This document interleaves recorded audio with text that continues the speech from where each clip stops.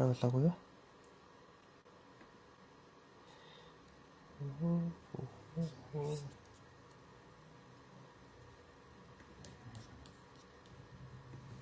Авцсан уу? За сайн байцгаана уу хүндэт үзэгчдээ та бүхэнд өдрийн мэнд хүргэе. Тэгэхээр өнөөдөр доктор за сэтгэл зүйч Инктор ах одоо хүрэлцэн ирсэн байна. Тэгэхээр өнөөдөр бит хоёроо сэтгэл зүйн салбарын талаар одоо ярилцсан. За мөн дээрээс нь хүүхдийн хүмүүжлийн талаар, за гэр бүлийн одоо бас хүмүүжил гэж ярих уу одоо альсвал гэр бүлийн харилцаа тий уур амьсгалын талаар бас ярилцсанаа.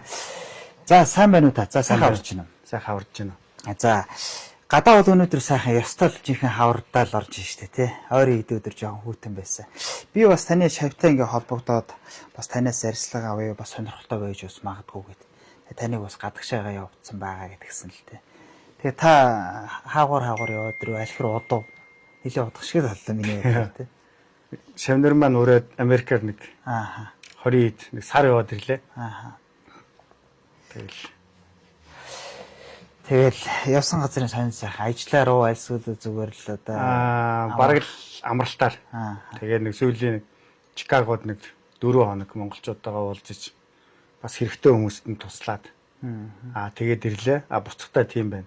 Лос Анжелес бас монголчуудтайгаа уулзаад хэрэгтэй хүмүүст нь өөрийнх нь өчөөхөн тусалцааг үзүүлчихэл тэгээд ирлээ дээ. Тэгэхээр одоо хоёулаа их сонирхолтой сэдвийн тухайс ярих байх гэж бодож чинь. Зүгээр би эхний ээлжинд бол энэ ховс гэх те бас таны юун дээр бас байсан. За яг хоёулаа энэ гэр бүлийн юуны талаар дараа нь асуу. Ер нь энэ ховс за ингээл заримдаа ховсдуулна дэргээл ярьдаг шүү дээ те. Ховсонд орчлоо дэргээл ярьдаг те. Энэ яг хэр бодтой байд юм? Нэр үнэхээр тийм байд юм. Тэгэхээр ховсыг одоо хоёр чиглэлээр ашиглаж байна. Нэг нь болохоор тайзны ховс гэж нэрлэдэг. Тэгсэнд одоо ингээл тайзан дээр хүмүүсийг гаргаал те шоу маягта. Тэгэл хүмүүсүүдийг унтуулаад эсвэл одоо нэг тийм сони юмд ховсод жинхэнэ таны хэлснээр одоо ховсод оруулаад тийм үү наашаас нь алхуулаад нэг тийм минутын нэг шоу маягийн хийдэг те энэ бол яг тайзны ховс гэж нэрлэж байгаа. Хоёр дахь нь болохоор эмчилгээний ховс гэж нэрлэж байгаа. Энийг яагаад гэвэл ховс гэдэг техникийг одоо хүний одоо сэтгэл зүйн эмгэгийг эмчлэхэд тэрийг ашиглаж байгаа гэсэн. Тэгэхээр би болохоор хоёр дахь нь тэр ховсын техникийг эмчилгээнд ашигладаг гэсэн. Тэр ханууц шууд одоо хүмүүс ингэдэг шүү дээ. Зүгээр ингээд нэг оронгод шууд унтуулцдаг тий. Альсгүй шууд сэрээчдэг юм. Тэгээ альсгүй онгоц монгоцсонд тэгчлээ гэдэг. Тэгэхээр шууд ингэж одоо хүнд бол шууд хүрээд байгаа шиг санагддаг тий. Тэр үнэхээр одоо тэр бас шоу юу зүгээр бод амьдрал дээр бас шууд хүрэх үү? Ер нь бол шууд хүрэх магадлал өндөртэй. Ягаад гэвэл хүмүүс бас хуваагдана. Ховсод оромтгой хүмүүс гэж байна. Ховсод оромтгой бус хүмүүс гэж байгаа. Энэ нь болохоор тэр түрүүний миний хэлсэн нэгдүгээр ховсын одоо ашиглалт буюу тайзны ховсон дээр хэрэглэгддэг зүйл гэсэн. Хэрвээ ховсонд оромтгой бус хүмүүсийг ховсдоход хэцүү. Тэр тайзанд хэрэглэгддэг ховс бол. Ховсод оромтгой хүмүүсүүдийг ховсдоход амархан. Тэгээд энийгээ тэд нэр яг маш сайн ашигладаг гэсэн. Тэгэл нөгөө хүмүүсүүд чинь одоо унтуулж байгаа л гэж яриад байгаа шүү дээ тий. Нэг унтуулж байгаа л ингээл ер нь зүгээр бас яг бүтэн одоо ухамсаргүй унтдаггүй гэвэл бас биш. Тэр чинь тэр хүн чинь унтж гэн гэдгээ яах вэ? Би одоо ингээд нэг унтж байгаа байдал байна гэдгээ тэр хүн мэднэ. Гэхдээ гараа хөдөлгөөийг бол хөдлөж чадахгүй тийм үү? Тий харин тий. Ярихээр ярьж чадахгүй. Эсвэл одоо нэг тэр хажууд байгаа тэр ховс хийж байгаа хүнийхээ удирдлаганд орол байна гэсэн. Одоо чи тэрийг бод гэхэд тэрийг бодно. За бараг уйлгвэл уйлн инээгүүл инээ. Нэгсэндээ одоо хүний удирдлаганд орно. Гэхдээ тэрийг ингэж тайлбарлая. Тэр хүний одоо үгэнд, хоолоонд бүх анхаарлыг төвлөрүүлэхийг л тэр ховсдуулчлаа гэж нэрлэдэг байна. Энийг бол хүүхдүүд маш их сайн хийдэг. Тийм үү? Тий, бид нэг бол үнэхээр ховсддаг. Яг л за ингээл хүүхдүүд чинь тий ялангуяа 2 3 4 5 насны хүүхдүүд тий нэг биднээс та нараас эцэг эхчүүдээс тийм ээ. За тийм аваад өг гэж дайрдаг тийм үү? Яаж шаргуу тэрийгээ шаарддаг вүлээ? Санаж нөө тий. Тэрийг аваад өг гэл тий. Тэгээс үлдээ нэг өгөхөөс аргагүй болдог үстэй. Энэ бол нэг ховсын хэлбэр. Тэгэхээр яг би ингээд танаас асууя л да. Энэ жишээ татах гэдэг юм л да. Жишээ нэг манаа нэг бүр ингээд нэртэй бүр бизнесмен, нэлээд том бизнесмен. Нэг өдөр өрөөндөө сууж исэн чинь гаднаас бас л нэг тэрний дайны бизнесмен давхал ороод ирж байна. Тийм бизнес, тийм бизнес гэл. Тэгэл нөгөөдөг чи үнэхээр тэрэнд нь одоо үнэмшээл. За тэгээд бизнесээ эхлүүлчихэ. За тэгээд эхлүүлсэн хэсэг хугацааны дараа бол тэгэл нөгөөдх нь дамп одоо арай юу болоод нөгөө хүний ярьсан арай өөр болдог ч юм. За ингээд шүүх цагдаа ингээд маргаан болоод ингээд яваад өгч. Тэгээд тэр бизнесмен дараагаар нь ярьж байгаа. Гэхдээ би ерөөсөн тэр өдөр хостуулсан баха. Ерөөсөө юу юуг л орж ирээл тэгэл би ерөөсөө ингээд тэр салбаруудаасаа мөнгөө татаад гялсны хиймээ гээд бүр гэлзуулсан гэдэг. Тэгэхээр үнэхээр яг тийм одоо шин тэр бол өөр хүн бай биш зүгээр бизнесмен шүү. Тэгэхээр би бинийг ингэх тийм байд юм. Нэгдүгээр тийм ийм зүйл байдгийг. Тэр ховсдуулсан зүйл хүн гэж байгаа шүү дээ, тийм үү? Хүн яагаад хүн хурдгдгийг? Эсвэл хурдгдахыг хүсдэг байхгүй тэр хүн. Одоо ингээд хүмүүс хурдгдаж байгаа шүү дээ, тий? Гадуур ингээд хурд. Тэрийг сэтгэлзүйдээ судлаад үзэхээр одоо юу уланд нь байсан бэ? Фундамент нь тий, суурьнд нь юу байсан бэ гэхээр ерөөсөө тэр хүн хурдгдахыг хүссэн. Эсвэл нэг тим хийхийг хүссэн. Одоо тэр бизнес дээр бол би нэг тим хийчих гэсэн бодол байсан гэсэн нууц. Тэрэн дээр нь дөрөөлнө гэсэн үг байхгүй юу? Тэрэн дээр нь одоо оч харавлаа гэсэн үг байхгүй юу? Тэгж одоо хоёр талаасаа уулздаг. Тэрнээс нэг талаас бол биш.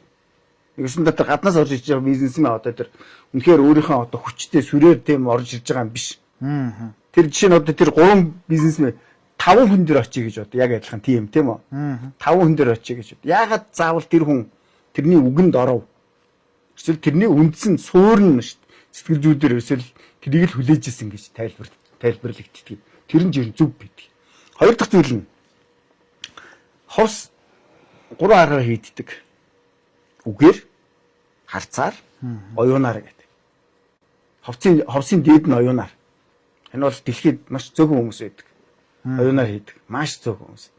Тэгэхээр бас нүдээр хийдэг хүмүүс ч гэсэн их зөвхөн байна. Яг л байгаал байх гэдэг их зөвхөн.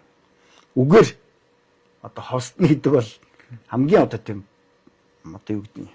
Ерөөсөл бараг хүн болгоны хийдэг зүйл гэсэн. Тэгэхээр тэр хүн нэгэнд одоо юу гэдэг. Совсголын тохироо бүрдлээ гэдэг шиг тийм үү.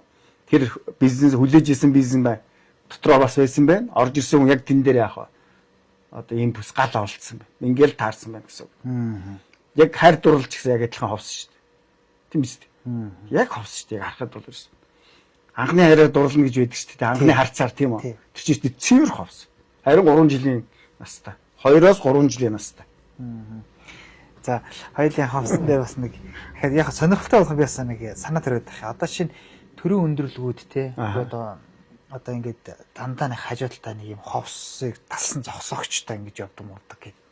Одоо шинэ тэр ховсонд ингээд ороод ирэх вэ гэд тэр хүнийг ерөнхийдөө хамгаалдаг тэр гэж. Тийм бол байхгүй. Яагаад гэвэл те. Үнэхээр байхгүй тэр бол. Үнэхээр байхгүй. Харин зүгээр юунд их ховсыг сүүлийн үед ашиглаж байгааг бол тамирчдыг ашиглаж байна. Тамирчдад. Яагаад гэвэл нэгдүгээр эмчилгээнд их ашиглаж байна. Ховсын аргыг эмчилгээнд ашиглаж байна. Сэтгэл зүйн эмчилгээ. Яагаад эмчилгээнд ашиглаж байгааг бол маш их хурдан, тэгээ маш их өгөөжтэй. Одоо нэг л хүнийг тайлбарлуулъя гэж бод. Тэ нэг тамирчин тийм үү? Чи нэг үгээр тайлбарлана шүү дээ тийм үү? Чи одоо тэгнэ гэл одоо юу гэдэг баг нэг 200-300-аад үг хэлнэ үсттэй. Тэ? Тэгэхэд зүгээр ховсын байдал транст оруулаад нэг 15 минут ховсын үг хэлэхэд яг тэр хүн маш хурдан тэрийг аавна. Үгээрээ бол маш хурдан, маш их бүтээлч. Энэгээр бол энэ салбарт их ашиглаж байна. Бас эрүүл мэндийн салбарт маш ихээр ашиглагддаг. Ялангуяа шүдний эмч нарт гадаадад маш ихээр ашиглагддаг. Яагаад гэвэл нэг шүдийг анестези гэдэг чинь нэг мэдээ алдуулагч байдаг шүү дээ. Шүдэн тарьдаг шүү дээ. Тэрийг хүлээж авдаггүй хүмүүс байдаг. Бүр хориотой тий одоо тэр хүнд үйлчлэхгүй байна. Тийм хүмүүсийг яалтчгүй яах вэ? Ховстоод тэгээд ховсонд байгаа үед бол яах вэ? Нөгөө хажууд байгаа хүний тухай ярьж байгаа юмыг сонсон шүү дээ. Үлгэрийг сонсон шүү дээ. Тэгээд нөгөө нэг өвчнийг яах вэ?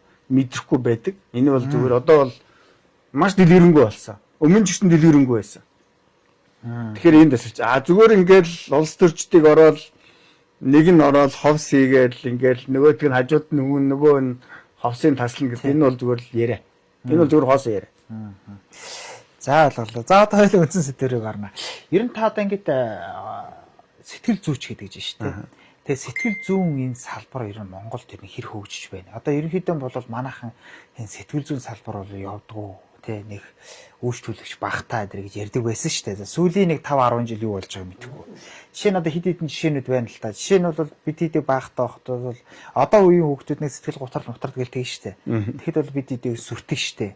Тэгээ бити маялаад бай. Тэгэл орхичдаг тий. Загнуулаад. Тий загнуулаад тий. Тэгэл сүүл рүүгэн болоод ирсэн чинь үгүй сэтгэл зүй гэж юм нэг караоке ш дуу шүү дээ. Орилол чарлал. Тэгэл ганц хоёр юм татчаал ингээд ерөөсөн тэр юугаа тайлчиж стрессээ тайлчиж байгаа. За та бүхэн гарчин дээр өгдөг шиг нэрэл гандаа орчоод нэг сайхан болоод тий нэг сэтгэл сэргээл ирж байгаа юм шиг тий. Иймэрхүү юмнуудаар ингэж манай монголчууд ер нь орлуулад одоо болж байгаа шинжлэх ухаанч тал руугаа явж байгаа байна гэж харж байна. Тэгэхээр ер нь тийм орчин нөхцөл ер нь манад бүрдэж байна. Энэ бол шин залуу салбар манадаа гэж орох уу? Хүний хувьд бол шин салбар биш тий. Манай ягаад гэвэл жишээ нь одоо хүн өвдлөө гэж бодъё тийм үү? Хүн яаж өвддөг вэ процесс нь тий? Эхлээд сэтгэл зүйн ундаг. Сэтгэл зүйн гэмтдэг. Тэгээд махан биеийн аль нэг эрэхт нь яах вэ? Гэмтдэг. Тэгэхээр хүнийг эмчлэхийн тулд яах вэ? Эхлээд сэтгэл зүйг нэмжлэх ёстой. Тэгээд махан биеийг нэмжлэх ёстой. Манад бол одоо яг эсрэгээр явж байна. Эхлээд махан биеийг нэмжлэх гэж оролдож байна. Дараа нь сэтгэл зүйтэй нь одоо юу гэдэг юм. Бараг оролдох нь яах нь тийм л юмд байна. За хөгжлийн хувьд бол ямар явж ийн гэвэл Монгол улсад бол сайн тал гарсан. Ямар сайн тал гарсан бэ гэвэл 10 жилийн дунд сургууль байгаа шүү дээ тий.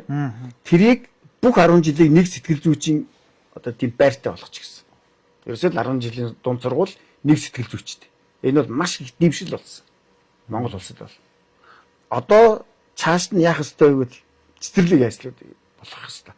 Тэгээд дараа нь эмнэлгүүдийг ерөөсөө заавал хүн ингэж бол ямар нэгэн одоо эмнэлэг тусалцаа авахд эхлээд сэтгэл зүгээр оруул, сэтгэл зүйчээр оруул хэцүү. Яг л энэ сэтгэл хүн ийм эмгэгтэй байна.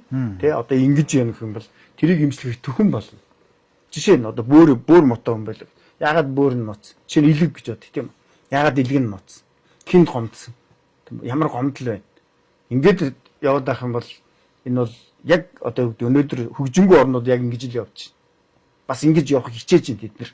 Гэтэл манад л энэ дөнгөж ил эхлэх шинжтэй байна. Гэхдээ одоо чамлахаар чан гатах гихчээр өнөөдөр Монгол улсад бол болж байна. Яг тэгвэл намайг нэлээд дээр хэлэхэд одоо бараг л хүмүүс урдаас яг л тийм ээ юу гэдгийг тийм юу гэдгийг ингээд. Тэгээд эмгэгүүд илэрч эхэлсэн. Яалтчгүй. Чинь одоо хоёр туйлт гэдэг юм уу те. Одоо ингээд яалтчгүй шизофрен ч гэдэг юм уу тийм үү. Яг ингээд бид нэр ингээд эмчнэр ингээд одоо юу гэдэг сэтгэл зүйн тогтворгүй хүмүүсийг яг ингээд ялгаж эхэлсэн. Оншилж эхэлсэн гэсэн. Маш сайн оншилж эхэлсэн. Тэгэнгүүт нь яалтчгүй одоо энэ эмгэгийг ингэж имжлэхгүй болохгүй юм байна. Энэ эмгэгийг ингэж имжлэхгүй тэгэхгүй болохгүй мэн гэсэн одоо юу гэдэг шийдвэр гарч эхэлсэн. Тэгээд энэ яалтчгүй л энэ одоо яах вэ? Хөгжихгүй болохгүй юм байна гэх. Тэгэхээр одоо Монгол улсад одоо яг заах оройхон эхэлж байна. Гэхдээ энэ дөр бол ширүүхэн дайрахад бол болцоод байна. Тэгэхгүй бол үнэхээр тийм мухас үсгээр гандан дорч болно л те гандан одоо тийм үнэхээр тийм тайлбарлах юмныг одоо тайлбарлуулагч байгууллага юм бол болно. Тэнд бол үгүйсэх юм бол байхгүй. Тэнд бол хүн тайлбарлал одоо юу гэдэг нэг тийм багасаар стресс тайлах хэмжээний юм авч болно. Гэхдээ тэр стресс нь давтагддаг бол хэцүү байдаг. Гэхдээ ирээл дахиад нөгөө нэг стрессэнд ороод давтагддаг бол яг яалтчгүй мэрэгжлийн газар очиж яах вэ? Онцлуулж эмчилгээ хийхгүй болдгоо. Хоёлаа нэг сэдвээ мухарлаад дуусгах чи. Бас танаас нэг асуугээд. За яг одоо ингээд салбарын хувьд бол ийм байна. За тэгвэл одоо боловсон хүчнийг нь яаж бэлдэж? Одоо та бол доктор биш үү те. Жишээ та доктороо ер нь хаана хамгаалав тийм үү? Одоо Монгол улсад ч одоо том сургуулиуд ер нь энэ сэтгэл зүйчээр бол бэлддэг. Гэхдээ ерөнхийдөө хэр нийгэмд хангалттай гэх юм уу? Тэгээ үргэлцээтэй гэх юм уу байдгүй. Дээрээс нь нөгөө яг ажиллаа хийгээд явж байгаа сэтгэл зүйч нар хэр байдгүй те. Өөр салбар руу орсон. Одоо чинь жүжигчдийн бол одоо бараг нэг 20-30% л байдаг юм шиг байгаа шүү дээ. Тэгэхээр салбар бол яг шинжлэх ухааны үндслээр салбарыг харахад бол Монгол улсад бол залуухан. Үнэхээр залуухан. Ягаад залуухан бэ гэж байгаа юм бэ гэвэл нөгөө нэг доктор профессорууд нь бага байгаа байхгүй юу? Бага байна. Тийм болохоор залуухан харагдаж байна. За боловсон хүчин Монголд үнэхээр одоо бол чамдалттай байна.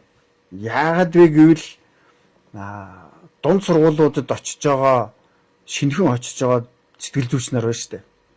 Тэднэрд маш их тусалцаа хэрэгтэй. Ямар тусалцаа гэвэл ажлын чиг үүргийг маш сайн тодорхойлж өгөх хэрэгтэй.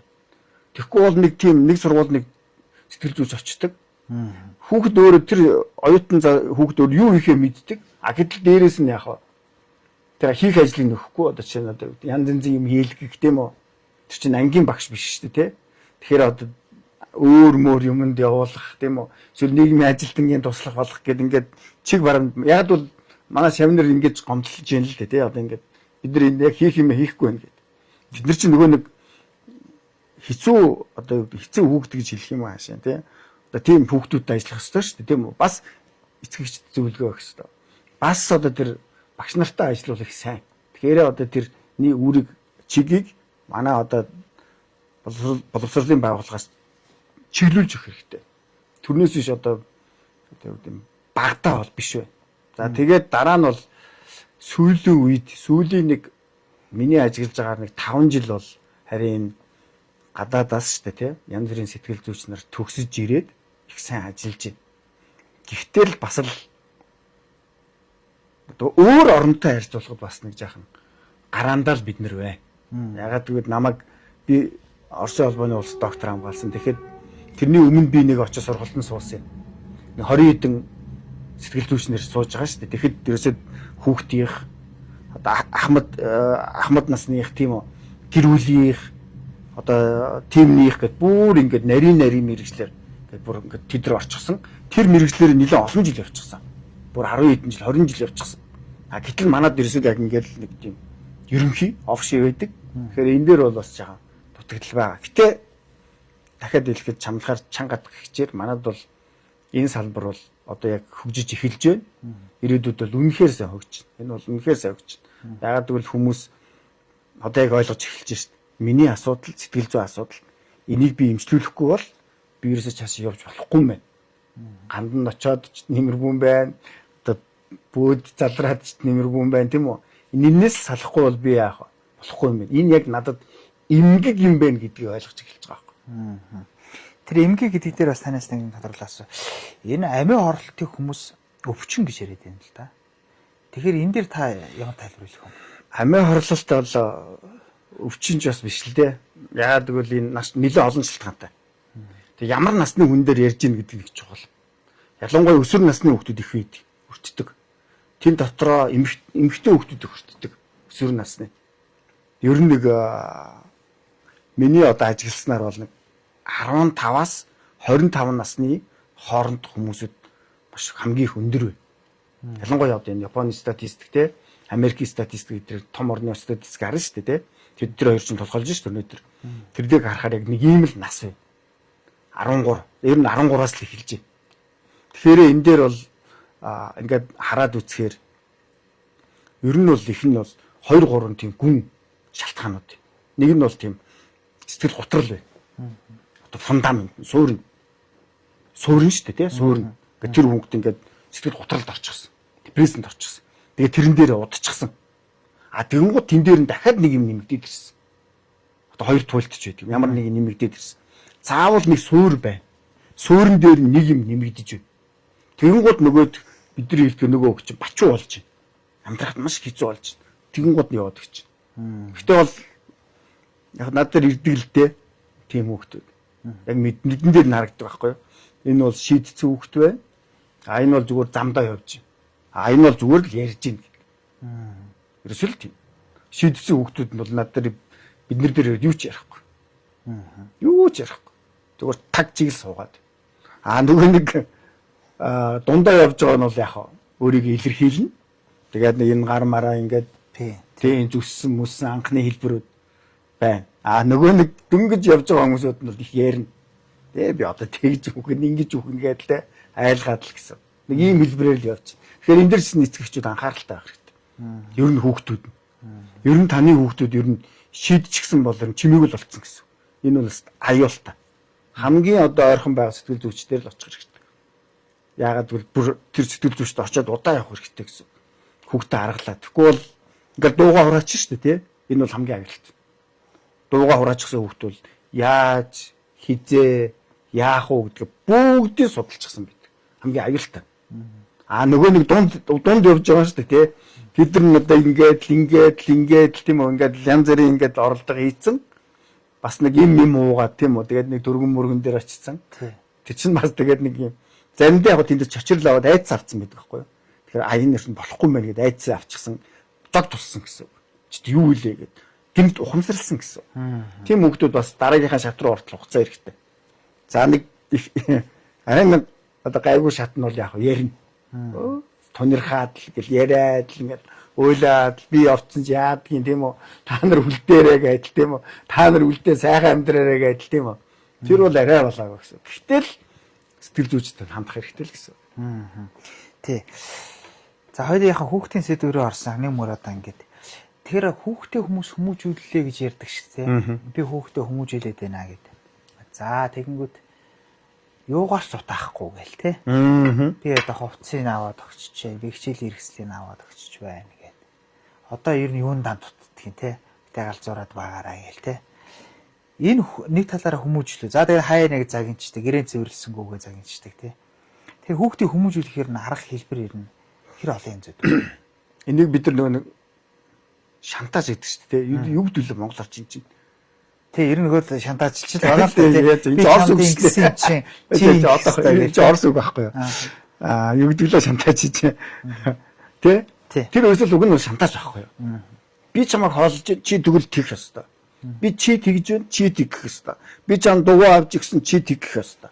Чи би чам бид нар чам тийм үнэтэй сургууль сургаж जैन, тийм их мөнгө үрж जैन, чамд ингэ төлж जैन. Чи яах ёстой? Тэг хүүхдээ тийм үү? Чи бол онцлох ёстой. Ингээд шантаач хурлуу ичдэг байхгүй. Нэгээс нь болонлоо ичж байгаа байхгүй. Болон шахчихж байгаа гэсэн. Тэгэхээр тэр хүүхд яах ёстой вэ? Өөрийгөө хамгаална. Нэгдүгээр тийм. Дараа нь одоо тэрнээс бултаж гарна тийм биз дээ. Одоо тэр болон зогсож байгаа хүүхд яах вэ? Боддоо тийм амарх шүү. Өөрийгөө ихлэ хамгаална. Тэгээд эндээсээ яах вэ? Гарах замаа хай. Хамгийн буруу замыг хай. Худлаа ярьж эхэлнэ. Одоо юу гэдэг. Хичээлдээ явахгүй болж эхэлнэ. Нэгэсэндээ энэ дээр бол ерөөсөө би одоо ингээд нэгэсэндээ хайр байхгүй л юм гэсэн. Тэрээсээ л бүх юмыг одоо тэр эцгэгчүүд нь за шулуух хэлээр мөнгөөр хэмжиж чинь л гэсэн. Тийм ба. За зүүн нь бол ер нь яах хэвээр. Зүүн нь алах хэвээр. Бид нар танд ингээд чамд энийг өгж जैन тийм үү? Хүүхдэд эргчлээ өгөх хэвээр. Тэр хүүхд унаасаа тэрийг яах вэ? Одоо тэрний төлөө мөнгө төлж байгаа гэдгийг мэдэх хэвээр. Гэхдээ тэр яаж ойлгох хэвээр? Хүүхдэд ойлгох хэвээр. Энэ мөнгө тийм үү? Аав нь ингэж ажиллаад. Тийм ээ? Ээж нь ингэж ажиллаад. Тийм үү? Ингэж бизнес хий. Бид нар ийм юм яах вэ? Золиос нь гараад ингэж чамд юм хийж. Гэтэ энэ чантааж ерөөсөө байх хэвгүй. Хүүхдэд өөрт нь ойлгох. Ер нь ойлгуулж те зүгээр хэлэх тийм үү? Тий ойлгол зүгээр ухамсарлан хэлэх. Гэтэ энийг хийхгүй л дээ эцэг нар. Хийхгүй. Яг бол хамгийн амархан аргыг л хүн сонгож авдаг. Тэгэхээр за хоёлаа тэр насны ангил их чухал байгаа байсан. Одоо жишээ нь хүүхдийг ер нь яг хэдээс хэдэн наснд одоо яг таны хэлж байгаа шиг ойлгох юм бэ? Одоо жишээ нь 18 хүрсэн хүүхдэд бол нэг хэлээд 13-аас дотор тий. Ер нь бол 13 өнөөдөр Японд бол 6-аас дотгож гэж ярьж байна. Яг зөв бага тий бага наснд нь гэж байна. За Европт бол нэг 8 7 гэж ярьж байна. Европт бол. За бид нар бол 13-аас дотгож. Монголд бол. Гэхдээ 13 гэдэг нь нөгөө нэг жилээр нь хүн. Одоо энэ жил чинь туулаа жил явж байгаа лөө. Тий одоо энэ жил чинь юу лээ? Туулаа лээ. Юу лээ? Могож жил. Могож жил явж байгаа. Тий могож жил барцсан ш. 12 дуугт могож жилтэй. Нэгэсэндээ хин наснда 13 та гэсэн. Ягаад гэвэл энийг чухал. Маш чухал. 13-аас дотгошоо болохоор төлөөсгүй болдог. 13-аас дээшээ болохоор төлөөстэй болдог. Юу төлөөсгүйгээд байгаа юм бэ гэвэл хүн 13 наснаас дотгош ямар нэгэн юмд хүүхдүүд шамдаж сурахад тэр нь өөр дээр маш сайн суунах гэсэн үг. Бас аав ээж нь шамдуулахад л яах вэ? Тэр бол 13 наснаас хойш тэр хүүхэд өөрөө ямар нэг юм төлөх ёстой болчдөг байхгүй да. Тиймээс 13 наснаас дотгош сурах. маш их чухал хэрэгтэй болж байна. Тэгэхээр бид нэр хүүхдүүдэд ер нь яаж хүмүүжүүлэх вэ? Уг нь бид нар бүгдээрээ мэднэ. Өөрсдөө хүмүүжүүлнэ гэдгийг бид нар бүгд мэднэ. Өөрсдөө аав ээж хоёр. Аав ээж хоёр тэнд болохгүй юм хийчихэд тэрийг нуугаад тэгээд наашаа хараад одоо нэг тийм сайхан одоо жүжигчин царай гаргаад хүүхдүүдэд одоо хүмүүжүүлнэ гэдэг бол байхгүй. Яагаад гэвэл аав ээж хүүхдүүдийн хооронд энергийн төвшөнд хүүхдүүд бие биенээ ойлголцож байдаг. Тэгсэндээ одоо ингээд үг хэлэхгүйгээр ойлголцдог гэсэн. Тий. Тэг хүүхдүүдийн бас нэг асуудал байна л да. Одоо жишээ нь би нэг хүүхдийг хэцгийн орол дээр очиж сууж байхад ер нь яг таны хэлж ярьж байгаа. Сургууль болгоныг одоо сэтгэл зүйчтэй болсон гэх тээ. Хүүхдүүд бас их санаа зовдөг юм шиг харагдаад. Одоо ингээд бага насны хүүхдүүд бол за сүртэй штэ миний төрний хэлдэг шиг очихгүй тээ. Тэгэхээр ер нь энэ бол хууль эрх зүйн хувьд ч юм уу жоохон бодлогоор дэмжих ёстой л жоохон юу байх тийм үү. Одоо энэ санаа зовоод жоохон бэрхшээгээл тээ. Тэгээд нэг үеийн хүүхдүүд нь харчвал тэ нэг өөрөөр бодох ч юм уу тэ ийм юм бас ажиглагддаг шүү дээ тэ. Ер нь энэ бол тэр хичээл анги захирлын одоо яг жинхэнэ ажил байхгүй юу? Зохион байгуулалтын л асуудал тэ. Ялангуяа тэр бага насны одоо багш нартай сайн уулзах хэрэгтэй. Би бас их уулздаг. Ялангуяа өдөөгөр явж их уулздаг. Тэднэрд их туслах хэрэгтэй байхгүй юу? Тэр бага ангийн багш нарт. Тэд нар чи одоо манай Монгол улсын иргэнийг хүмүүжүүлдэг улсууд байхгүй юу? Яг хүн болох уу одоо хүн бус болох уу гэдгийг чи тэд нар л гарддаг байхгүй. Яагаад гэвэл бидний хүүхдүүд 6 настай тэдний гар дээр очдог. Зөв биз? 6 настай хүүхд. Жинхэнэ одоо гэдэг юу гэдэг нөгөө нэг яагаадханууд очдог байхгүй. Яагаад ингэж байгаа. А тэрийг нөгөө нэг бага ангийн багш гардаж аваа. 5 билүү 6 жил гардаж авдаг. 5 жил санагдчих. Тий 5 дугаар төгсөл 5 жил санагдчих. 5 жил нэг багшаар явна. Тэр багш ямар одоо хүн бэ? Сурагч нар нь бараг тэрийг л хуулбарлаа. Яагаад гэвэл ихэнх цагийг тэр багш барьдаг. Эцэгнэр биш. Эцэг эхчүүд маш цөөх. Ялангуяа аав нар бол орой ирнэ. Тийм үү? Тэгэл унд угаал нэг юм дөрвөлж юм барайл нэг газар суун. Дүр зураг. Гар утсаа ухаар суун. Өнөөдөр зураг л яг л тийм л байна. Ээж бол яг тэгэл хөрхий нэг тогоо шанаг хөлхүүлэл нөгөө хоолундаа хийн. Яг ээжийнхээ ажлыг. Хүүхэд яг ирээл гэрээнд даалгавар гин. Ингээд баг байгаа байхгүй цаг. Харин сургууль дээр очино. Яг тэр багш нар гардаж авдаг байхгүй. Тэгэхээр тэр сэтгэл зүйч нар нэгдүгээр ямар хүнтэй ажиллах вэ гэдэг. Тэр 1-ээс 5 дугаар ангийн багш нартай ажиллах хэрэгтэй. Хамгийн эхлээд хүүхдүүдэд ажиллахаас. Яагаад гэвэл хүүхдүүд бол ингээд солигдоод яваад шүү дээ. Харин багш нарыг яах вэ? Багш нарыг хүүхдүүдэд ажиллах гэхээс илүү тэр багш нарт өөрт нь ямар асуудал вэ? Өөрийн асуудлыг шийдчихэр багш нар яах вэ? Зүгээр л ярилцсан. Надад тэр тийм одоо бүр кейс байна. За одоо хоёулаа нэг гэр бүлийнхээ юу хараа та. Гэр бүлийн юу бас их сонирхолтой. Одоо тэгээ яг нэг киноч хүртлээ та тий. Би тэд ч одоо ингээл мэдээллийн үзэндээ авч байна. Сэтгэл зүйчээр ингээд явхад бол одоо нэг шүүхийн маргаан гэж ярьдаг штэ. Заавал тэрэн дээр очиод авах биш. Би зүгээр ингэж л хардаг юм л та. Одоо нэг шүүхтэр бол нэг эвдрүүлэн зуушлах гэдэг нэг сар чул ингээ байдیں۔ Нэг хийдчихэд буцаадаг тий. Гэхдээ ерөөсөн тэр тим юмны дунд шатан дээр яг сэтгэл зүйч төр очино гэсэн юм хуйштай тавьчих юм санагдаад байдаг. Тэрнээс өмнө. Тий өмнө. Тий. Та заавал сэтгэл зүйч төр очсон байх Тий. хэрэгтэй. Тэгээд нэг дүгнэлт ч юм уу тий. Одоо эмч нар нь хувийн тамхтай байдаг гэдэг шиг тий. Тэгэхээр яг хоо энэ нэг юун дээр их тийм олон кейсүүд гараад бас одоо ингээд харамсалтай юмнууд бас болоод байдаг учраас одоо бие бинийгээ сайн ойлгож чадахгүй л гээд байгаа шүү дээ тийм үү. Тэгэхээр сайн ойлгож чадахгүй байгаагийн чинь л гол утга учирыг л сэтгэл зүйчил ингэж таллаас нээж гаргаж ирэх ёстой байгаад идэг тийм. Ер нь бол бие бинийгээ сайн ойлгохтол биш юм. Ер нь бол яг хоёр хүний хувьд бол сайн ойлгохтой ерөөсөө биш. За. Ойлгоод байвал болдгийн багшлууд байгаа шүү. Би нэг зүгээр сайхан төвчих ёстой. За. Ягаад гэвэл гараа юугээр хэлсэн? Гараагаас мартчихдаг байхгүй юу? Та нар. Гараагаа мартдаг байхгүй юу? Яг ингээд л сонин дээр сооголзон сонино буухаар яах вэ? Хоохолзон гэж үг байдаг те. Сонин дээр сооголзон сонино буухаар хоохолзон гэдэг. Тэгэхээр яг гараан дээр яах вэ? Бие биендээ маш их хайртай юм зөв үү? Тий. За, тэндээ бие биend ойлгож гин үү? Мэдээж л ойлгох байх. Ойлгох хөндлөж гин үү? Тий, Аль нь илүү байгаа? Хөндлөх нь илүү. Тэгж чаас ягаад хөндлөх нь илүү гэвэл тэн дээр нөгөө таны хос чинь янз янзын муу юм гарган зөв үү? Зүгээр ойлгодог байхгүй. Хөндлөө явчихдаг. Наац гэл өршөөгөл явчихдаг. Харин сонио буурангууд яах вэ? Хоголзно гэдэг чинь яах вэ? Нөгөө хүндэл байхгүй болчихлоо гэсэн. Хүндэл байхгүй. Ойлгох биш. Эхлээд ерөөсөө хүндлээд байгаа. Хүн одоо хүнийг хүндэлж сурах хэрэгтэй.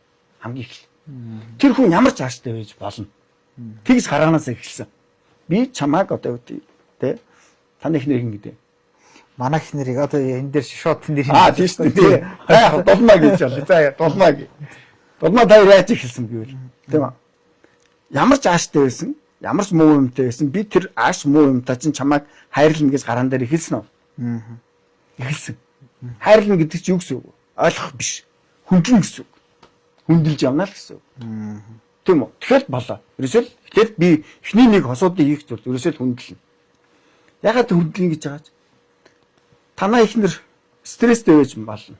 Тэр өдөр маш хүнд байсан байж болно. Орой ааштай байж болно гэсэн үг шүү дээ. Тэр зүгээр л хүндлэн. Хүний хувьд. Зөв. Зүгээр л хүндлэн. Хүнийг ойлгох гэж ядаж байснаас хүндлээ сурчгаар амар байдаг байхгүй юу? Тэ? Хүндлээ сурчгаар. Өнөөдөр биднэрт хүндэл дутуу болохоор яах вэ? Биеиндээ гар хурж байна, биеиндээ үүсгэж байна. Ер нь их муухай зан бүгд тэндээс гарч байна.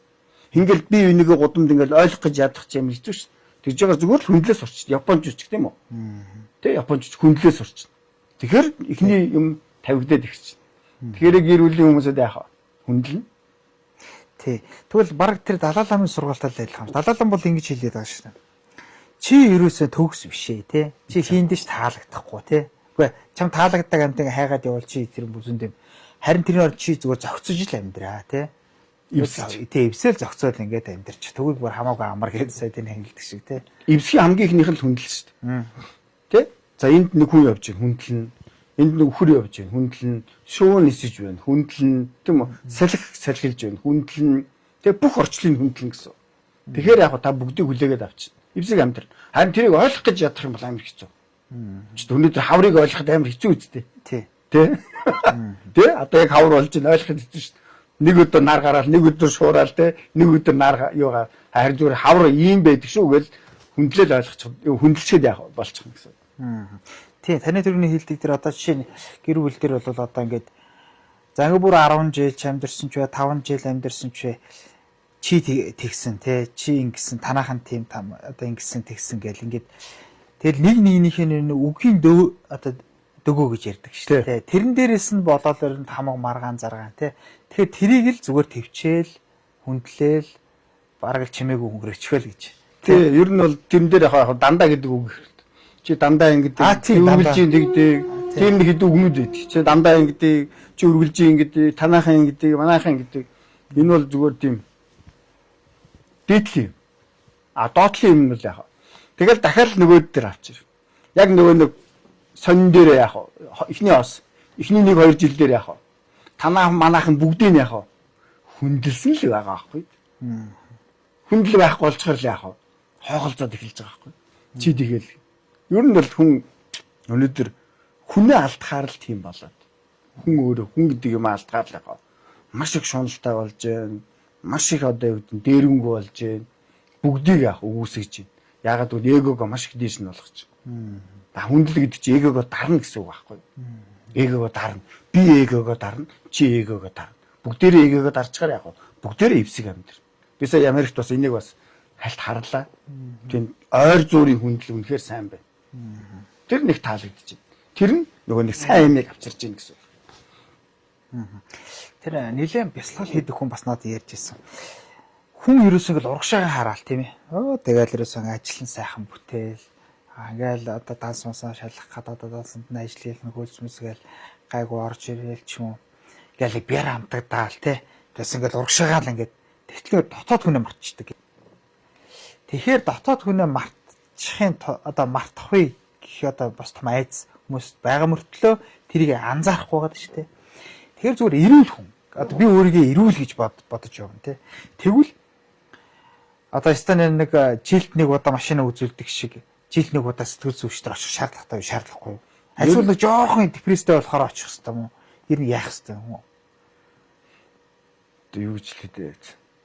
Та гэхдээ миний асуултыг ойлгож байгаа тийм. Ойлгож байгаа. Хүн ер нь бол хаанаас нь хэлвэл зөв болох л гэж бодож байна.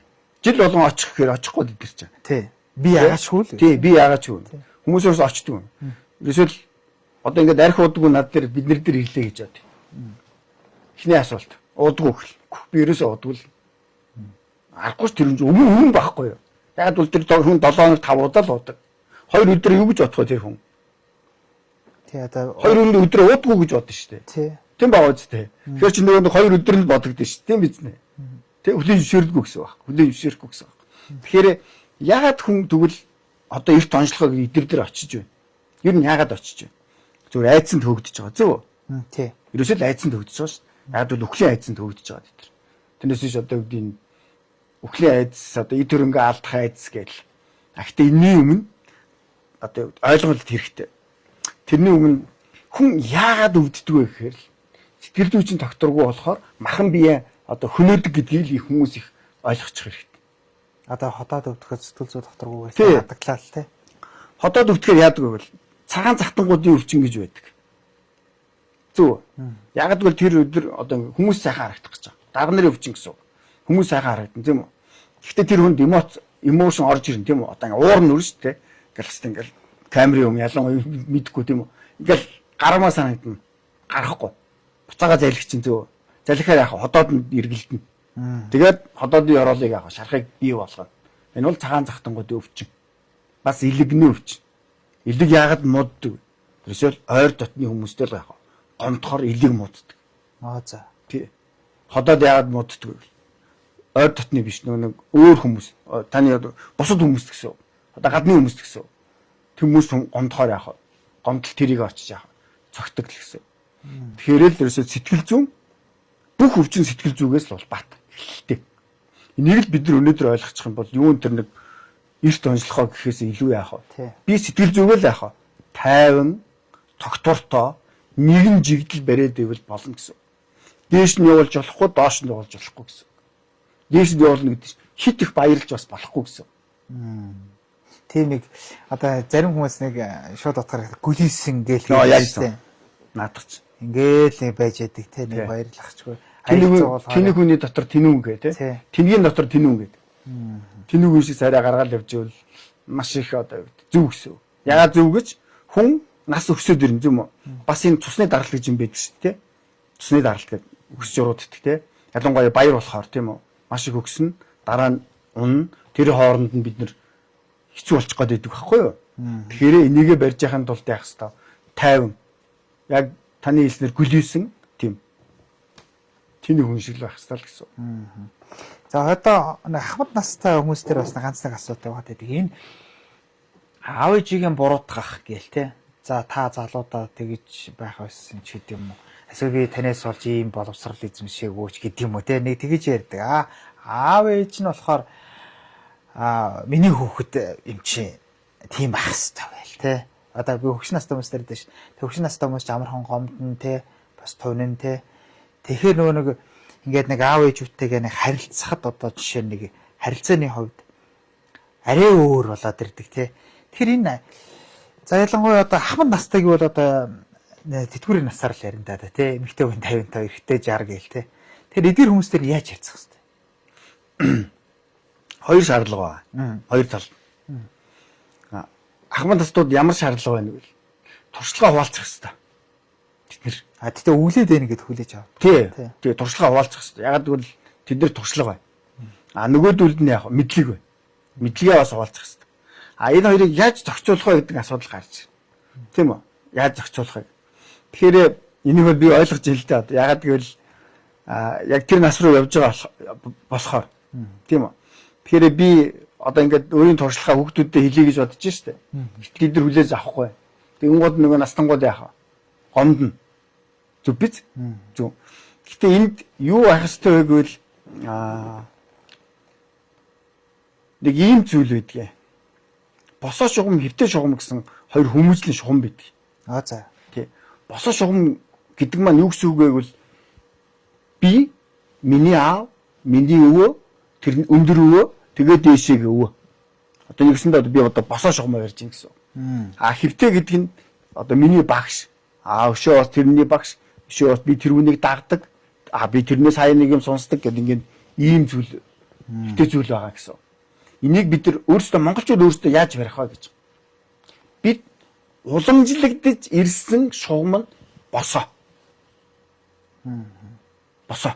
Бүр мөнх хааны одоо хэлсэн үг гэдэг чинь. За би одоо бүр жаа буруу хэлж магадгүй те. Гэтэ ядгүй би санааг нь хэлчихэ.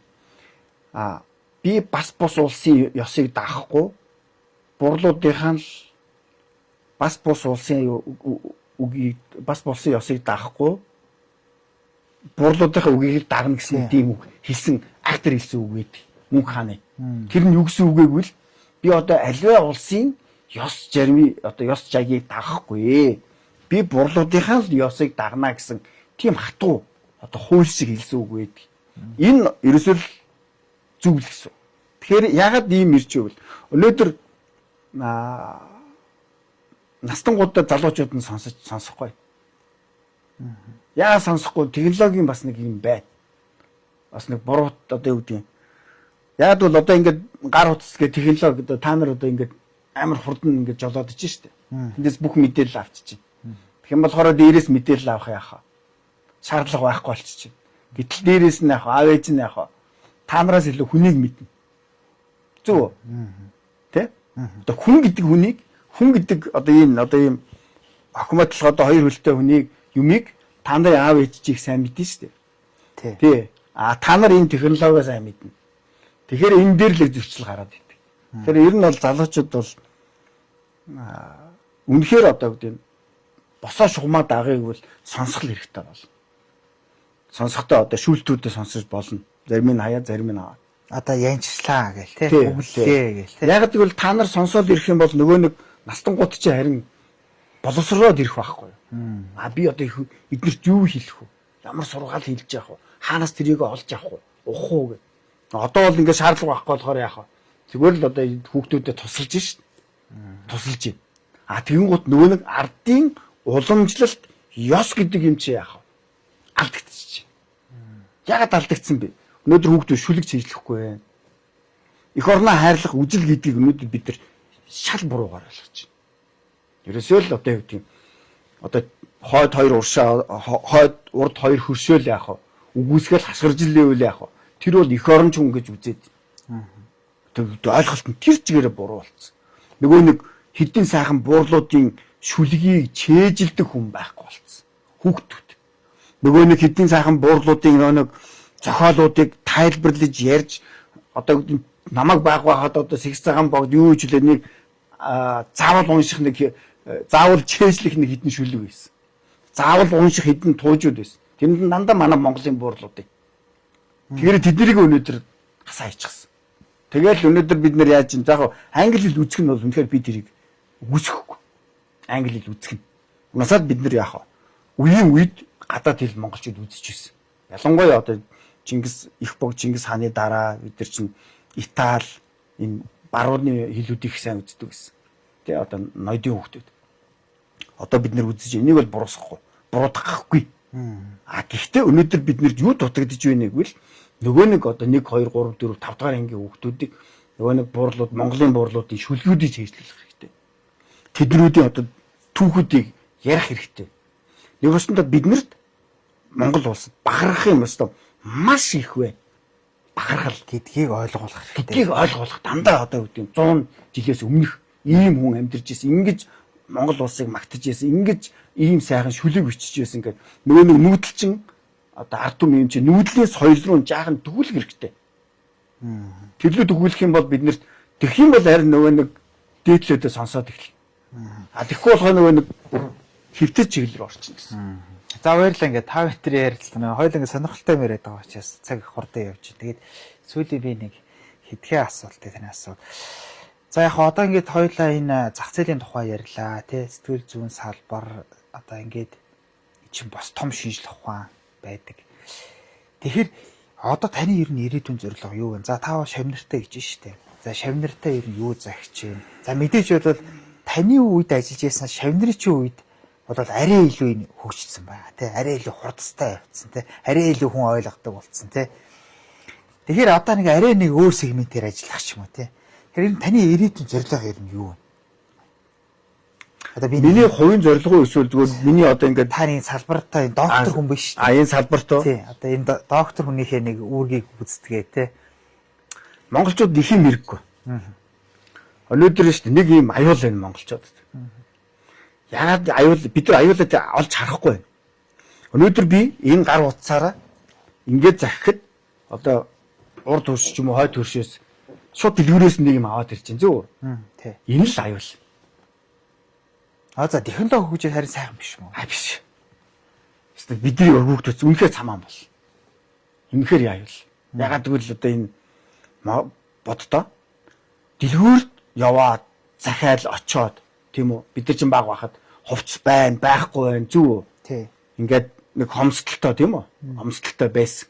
Тэр хомсдол нь зүв байсан байна. Зүв байсан бай. Одоо гэтэл чи яах вэ? Монголын хүүхдүүд нэг 800 мянга гэж бод. Зүг. 800 мянган хүүхд шууд хувцуудаа захиж шин. Тий. Хачин юмнууд захиж байна. 9 шидийн юмнууд захиж байна гэсэн. Тэгэхээр чи тэд нар яаж өсөх вэ? Хангалуун өснө. Зүг. Хангалуун өсөхдөө тэд нар юу ойлгохгүй өсөх вэ? Хамгийн чухал юмнуудыг ойлгохгүй өсөх магадлал өндөрт. Дараагийн нэг зүйл байна. Энэ бол хоолн дээр. Үнэхээр хоолн дээр өдөө. За бид нар ч яа би өөр үд үссэн л дээ социализм үед хоолтой хоолгүйг дэрхэд. Гэтэ бид нар хоолн дээр онц анхаарал өгдөггүй байсан. Онц анхаарал. Одоо юу гэсэн үг вэ? Ер нь гид сатгалал бол болно гэж боддог байсан. Одоо бол тийм биш. Одоо амтанд бид нар автагдаад. Энэ бол аюул. Мэдгүй энэ аюул хизээ одоо бид нар энийг ойлгох юм мэдгүй. Амтны цаана юу шиж болно те? Тийм яг үнэ. Ерөөсөө яг л тэрж байна. Амтны цаана юу ч нуугдаж болно. Бидний хүүхдүүд өнөөдөр маш хортой юм идчихэж магадгүй шүү дээ, тийм үү? Эхлээ өнөөдөр бид нэг тоохгүй шүү дээ. Нөгөө нэг гой дуурдаг амт шар гэдэг юм аа. Одоо чихэнд холбогдсон, сонорт холбогдсон. Нөгөө нэг үнэр дууч юм аа, үнэр гэдэг хүний 5 эргэтэн байдаг шүү. Гадаад орчныг юу мэдрэх. Тэрнгээр нь өнөөдөр ингээд маркетинг болоод ороод ирж байгаа хоол бай. Энэ бол үнэхээр одоо бараг л энэ мэдгүй хизээ бид нар энэ дээр анхаарахын мэдгүй энэ амтанд орох юм бол ойлгож байна. Бид таны тэр бас энэ дээр нэг шүдэн дээр бас их юу тохиолддог. Одоо жишээ бага насны хүүхдүүд бол шүд өвдлөө мөрлөө гээл зөндөө очиж штэ шүдний эмнэлгүүдэд. Тэгэхэд бидрийг бага байх чинь бол одоо хөдөө тэр чихэр олдохгүй штэ. Харуул те. Тэгэл ингээл за чихэр олдлоо гэдэг хаяа нэг ч юм уу те. Тэг чи одоо өнөөдрийн хүүхдүүд ч юм уу өдөр болгон чихэртэй мэдсэн судаад шүдгээд. Тэгээ би бас их нартыг бас харшил. Тий. Их нартыг бас ингээ ярьжсэн юм л та. Бас тэр их санаанд орчлаа. Нөгөө шүдэн дээр ингээд нэг тийм өрсөл мөрсөл хөл өгчдөг манай хүүхд. Гүй ч ямар сони бидрийг бага бахад чи бидний шүдмүүдэн дээр ингэдүүл байсан та. Тий. Би ч одоо бүр оюутан болж ирээл нэг шүдмүүд өвдөжил байсан та. Тий. Тэг чи одоо хүүхдүүд ч мөр 5 6 7 8 ерөөс багасаа юм болцсон гэдэг.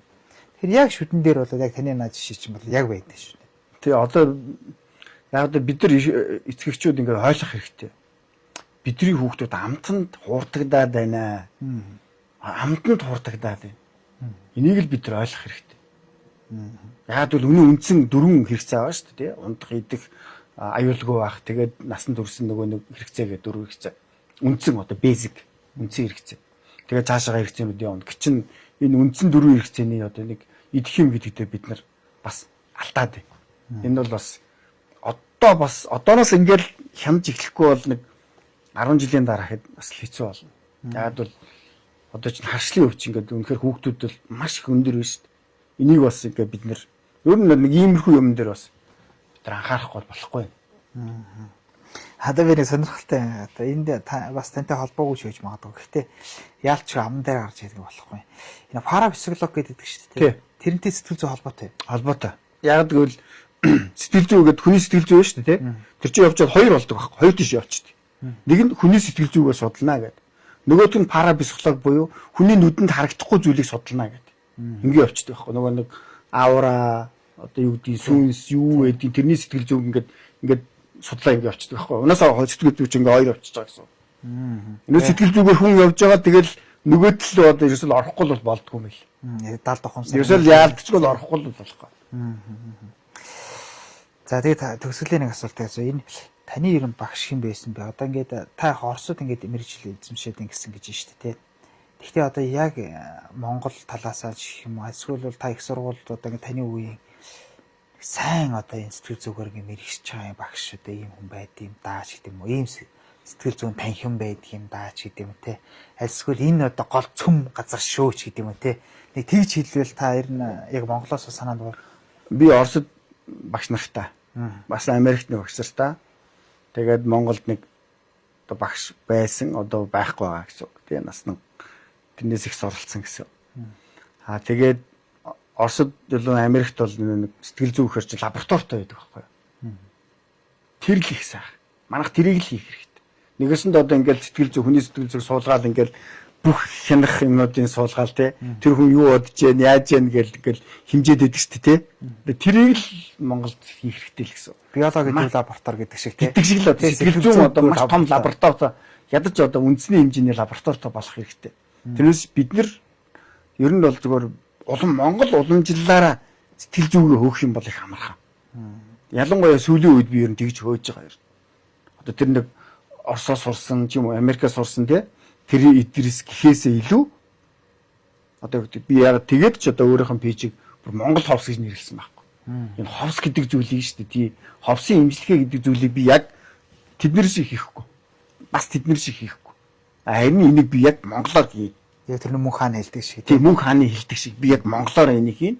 Тэгээд би энэ пэйжээ яг би ерөөсөө яг Монгол ховс гэж нэрлэнэ. Одоо ч гэсэн би ерөн сэтгэл зүгээр нь Монгол тал руу нь явуулъя гэж бодож байна. Дөрөвнөө асуусан ш таны тий. Ирээдүйд юу вэ? Ер нь бол нэг тийм ягаад ингэж байгаа юм бэ гэвэл сэтгэл зүйн хүн амархан. Уг нь их амархан. Тайлхаж гэсэн амархан. Хүнээ онцлохож гэсэн амархан. Харин тэндээс сурсан хүүхдүүд чинь нөгөө нэг юмдээ баригдаад идэх байхгүй. Багшаа заавал энийг асуух хэрэгтэй гэл. Тийм үү?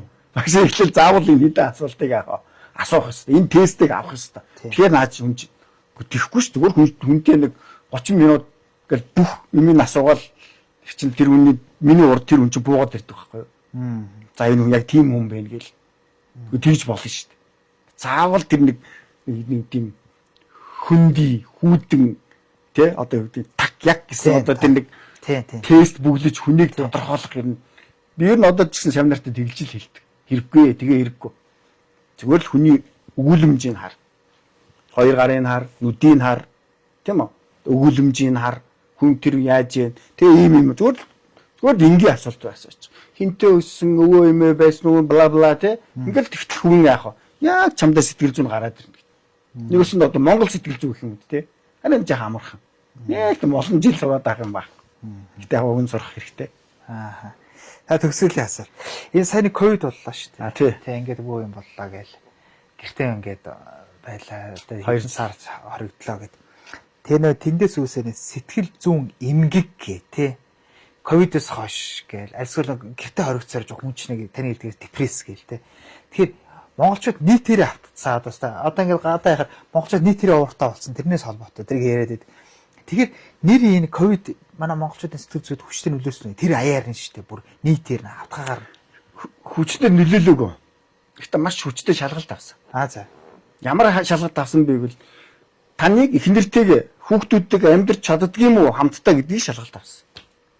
Тий. Өдөр бүр одоо тий ажилдаа явчихдаг шүү дээ жирийн үед. Тэр бол болно. Тэрийг бол зөвшөөрж байна. Тэгээ зүгээр тэр биш. Ерөөсөө та их нэртэйгээ тэгээд хоёр хүүхдтэйгээ өдөржингөө 24 цаг. Тий. Яг гэр бүлээр ингэж байж чаддгийм үгүй юу гэдгийг шалгалт авсан. Гэтэ бид нэр дэлхийгээр нийтээр унс шалгалтанд. Нийтээр унс. Яагаад унсан бэ? Бид нар чадахгүй юм байна.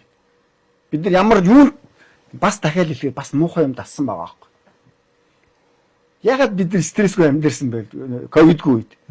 Явдаг, ирдэг. Тийм үү? Орой нэг жоохон цаг уцаа маажаад унтдаг. Яг ийм нэг одоо юу гэдэг буруу хэм үү зөв хэм хэмээл бид нар дасчихсан. Харин ковид биднийг яах вэ? Яг гэр бүлтэй. Яг хэдэн одоо өрөөдтэйгээ тийм үү?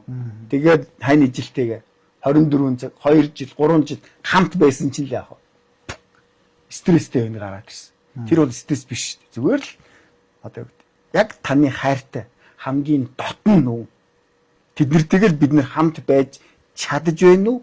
Үгүй юу гэдэг яг шалгалтыг л бидний яг дэлхийн нийтээр өгсөн. Шалгалтанд дунсан. Тэгээд дараа нь яг ковид руугаа чигсэн. Ковидос боллоо. Тэг ковидос болж ингээд ковидос болоогүй. Ковидос үнэхээр болоогүй. Зүгээр бид нар яг гэр бүлийнхэнтэйгээ удаан амьдарч чаддгүй мэн гэдгийг л ойлгосон. Би зөвхөн танаас ингэж л асуух гэсэн байна. Ковидын дараа танаа салбарын ажил эрс өссөн үү гэл те. Хүн болгон ирээлч гэдэг юм уу те. Байхгүй болсон. Байхгүй болсон бүр. Ягаад эсэргээр. Ягаад гэвэл ерөөсөө тэр сэтгэл зүйч тач юм ярих хэрэг байхгүй. Нөгөө нэг пи бас ахын төрсөн өдөр тийм үү. Нөгөө нэг өөр аргалуугаа л явсан хүмүүс. Харин ковид үед байсан. Харин ковид их өндөр байсан. За. Маш өндөр байсан. Даанч годмаар явуулахгүй болохоос маш өндөр байсан. Гэтэ жинхэнэ одоо нөгөө нэг айдс те би одоо ингээл явчих واخ би одоо ингэчих واخ гэсэн айдс тэр нэг иймхэн жижиг өрөөнд өөрийг нь хорчихсон. Тэр үн чи тэр ачааллыг дийлэхгүй шүү дээ. Би өөр тэр үед бүр нэг газар очсон шүү дээ. Би та нарт туслая гэдэл. За ууртай бачууртай тийм болчдөг л да ер нь те нэг жоохон юм хажигтан бол нэг өрөө мөрөө байхаар те. Дотоод хөгжил байхгүй. Тэг ингээд нэг жоохон түрүүний хэлсэн шүү дээ. Та те нэг бясалгал хүн яадаг вэ гэж яг тэнтэй ч адилхан байхгүй. Уршаага явуулж шүү дээ. Гадна тал гээл те. Гадна тал гээл. Одоо бизнес гэр бүл гадна тал гэдэг шүү. Дотгошоогоо ерөөсө хандаагүй л гэсэн үг байхгүй. Яг ингээд хоригдөө суусан яах вэ? Гадна тал байхгүй болсон. Ганцхан бид нар дотоод ертөнцтэйгээ суусан. Гэр бүлийн 5 бүгдээрээ суусан. Тэгээ тавуулаад дотоод ертөнцтэйгээ суусан. Тэгээ дотоод ертөнцтэйгээ яах вэ? Эвлэрч чадаагүй гэсэн үг. Дотоод ертөнц рүү орж нийлж чадаагүй гэсэн үг. Бясалгал хийгээгүй л гэсэн үг. За баярлалаа. За тэгээ таны цаашдаа ажил амжилт хүсье.